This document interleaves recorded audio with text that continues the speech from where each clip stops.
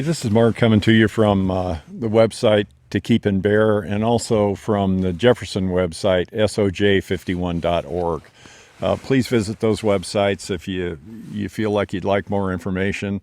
Jefferson is the attempt by 23 counties to separate from California constitutionally and form a state that'll guarantee liberty and adequate representation to our citizens.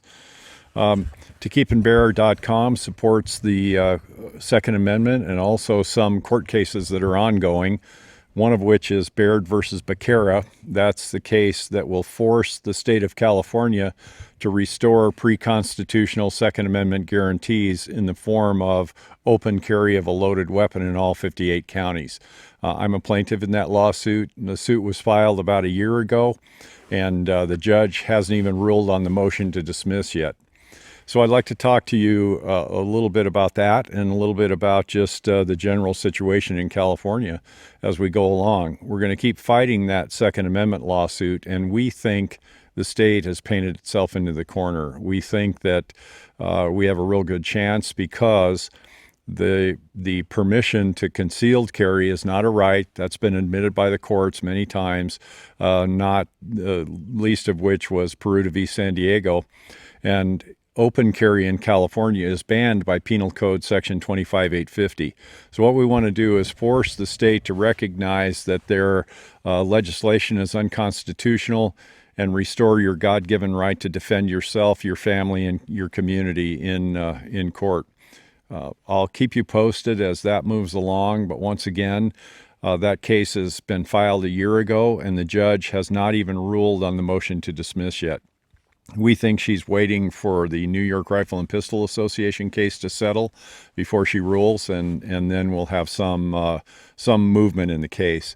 I'd like to talk to you about the situation in the state of California and in the United States in general regarding the Chinese Wuhan virus.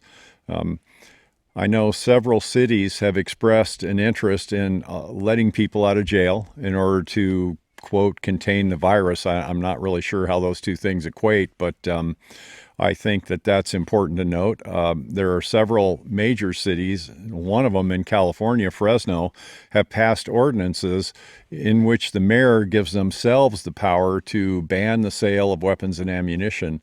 I'm absolutely horrified at the prospect of that, but even worse than that, Gavin Newsom has declared in public that he could, quote, do martial law.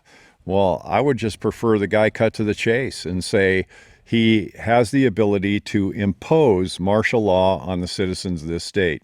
Now, the definition of martial law is the direct military control over a civilian population. I'm not sure how military control will enhance your community, your ability to band together as people to combat this virus or the tyranny that's approaching us.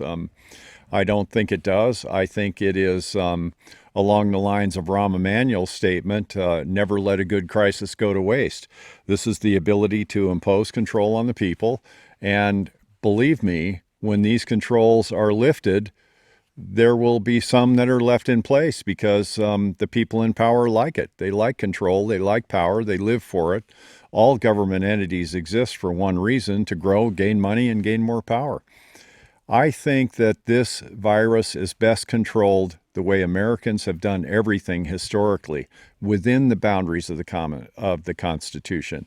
And we do those things by using good judgment, common sense, band together as communities, protect our friends and our neighbors, help our family out, form groups. You can call them militia, you can call them community watch, I don't care what you call them. Those are the ways that we can defeat this virus. Listen to your public health officials. They know what they're talking about. Listen to your local community health department. They know what they're talking about. Use good judgment and common sense when you go to the store. And remember, if people are willing to beat each other up over a roll of toilet paper, just imagine what they're willing to do when it comes to food and fuel. And remembering the qualities that were placed in us by our Lord at the moment of our creation, our freedom, our liberty, our sense of integrity, duty, and honor towards ourselves and our neighbors, and to love our neighbors and help them, keep track of the people around us, help them survive, help them thrive, and help them combat this virus. That's the way we defeat this. That's the way we've defeated every enemy in our history. And remember, Abraham Lincoln said, "No army of Europe is powerful enough to take one drink from the Mississippi." No, if we fail, it will be by our own hand from within. Don't allow the tyrants, don't allow those who would steal your liberty while promising you safety to take your property and to take your ability to raise your family and to participate in your community. Don't allow that. It's a mistake and it won't work. Liberty works. It's always worked. Love of yourself, your neighbor, your family, your community, your willingness to defend those things that are right and true and good. Those are the ways that we can defeat this. God bless you and God bless America. Please share your thoughts with Dave at tokeepandbear.com. I'd like to start a conversation about this, and maybe we can talk about other things like how we set up our guns, or what firearms you prefer and why, how you're getting ammunition, how the ammunition ban is affecting you, trade goods within our communities, how to obtain things, how best to share things, how to protect your community and yourself and your family.